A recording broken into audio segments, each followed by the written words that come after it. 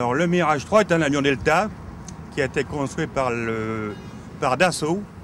Delta, pourquoi? Parce qu'il y avait beaucoup d'avantages au niveau de l'aile, de la sécurité de l'aile, de la rigidité, et qui a été construit à pas mal d'exemplaires, pratiquement 1800 exemplaires.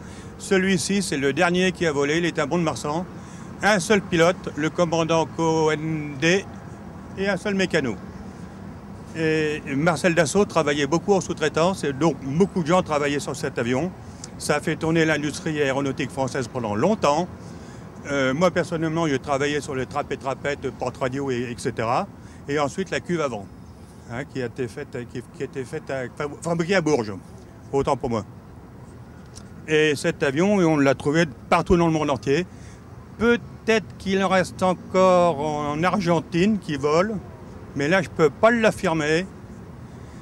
Et puis, le successeur était le Mirage 2000, bien entendu. Donc, tout ça, c'était un recophoto, c'était un appareil qui n'est pas armé. C'est un avion qui n'est pas armé, qui est pris pour faire des reportages, des photos comme vous. Et ensuite, c'était transmis. Et puis, Marcel Dassault, qui était très intelligent, alors on dit ça, ce sont des souris.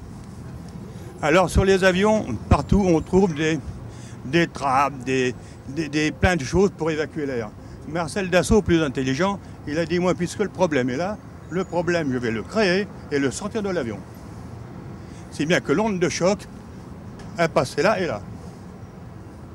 Parce qu'il faut savoir que dans un réacteur d'avion, la vitesse de l'air doit rentrer qu'à 500 km/h, même quand il est en supersonique.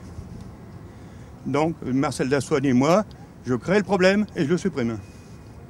Plutôt que de m'occuper de faire plein de petits bidouillages à gauche, à droite, des trappes, des trapètes, des ceci, des cela, des évacuations.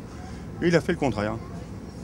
Et c'est pour ça que cet avion était remarquable.